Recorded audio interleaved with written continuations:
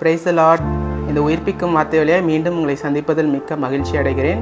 போன வாரம் ஆவியின் கனியில் அன்பு குறித்து நம்ம பார்த்தோம். இன்றைக்கி நம்ம எதை பற்றி பார்க்க போகிறோம் அப்படின்னு பார்த்தீங்கன்னா சந்தோஷத்தை குறித்து பைபிளில் ஒரு வசனம் இருக்குது.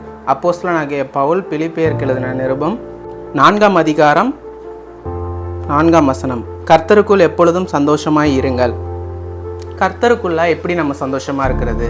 அதே பிலிப்பியர் 4ஆம் அதிகாரம் 6ஆம் வசனத்தில் சொல்லியிருக்கிறது, நீங்கள் ஒன்றுக்கும் கவலைப்படாமல் எல்லாவற்றையும் குறித்து உங்கள் விண்ணப்பங்களை ஸ்தோத்திரத்தோடு கூடிய ஜெபத்தினாலும் வேண்டுதலினாலும் தேவனுக்கு தெரியப்படுத்துங்கள். நம்ம லைஃப்பில் ஏதாவது ஒரு பிரச்சனையோ ஏதாவது ஒரு கஷ்டமோ வந்துருச்சு அப்படின்னா நம்ம அதை குறித்து கவலைப்பட்டுட்டு ரொம்ப மனபாரத்தோடு அதுக்கு என்ன பண்ணுறதுன்னு சொல்லி நம்ம யோசிச்சுட்டு இருப்போம்.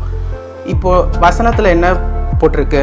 ஒன்றையும் குறித்து கவலைப்படாமல் எல்லாவற்றையும் உங்கள் விண்ணப்பங்களை ஸ்தோத்திரத்தோடு கூடிய ஜெபத்தினாலும் வேண்டுதலினாலும் தேவனுக்கு தெரியப்படுத்துங்கள். ஜெபம்னா என்ன?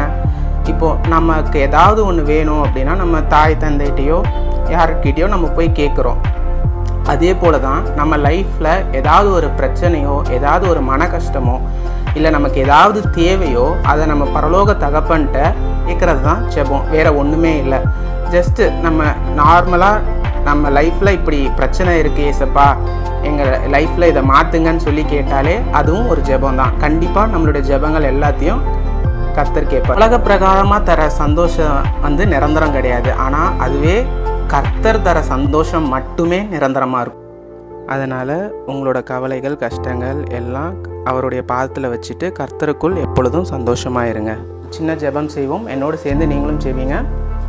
பரலோக தகப்பனே, இந்த வீடியோவில் இணைந்திருக்கிற உம்முடைய பிள்ளைகளுக்காக ஜெபிக்கிறோமப்பா. அவர்களுடைய மன கவலைகள் மன கஷ்டங்கள் மன பாரங்களுக்காக நாங்கள் ஜெபிக்கிறோமப்பா. அவர்களுடைய தேவைகள் எல்லாம் சந்தித்து அவர்கள் வாழ்க்கையில் ஒரு நிரந்தர சந்தோஷத்தை தரும்படியாக நாங்கள் ஜெபிக்கிறோம்ப்பா. அவர்களுடைய விண்ணப்பங்கள் எல்லாம் நீர் கேட்டு பதிலளிக்கும்படியாக நாங்கள் ஜெபிக்கிறோம். இயேசுவின் மூலம் ஜெபிக்கிறோம் எங்கள் நல்ல பிதாவே, ஆமென். கர்த்தர் உங்களை ஆசீர்வதிப்பாராக.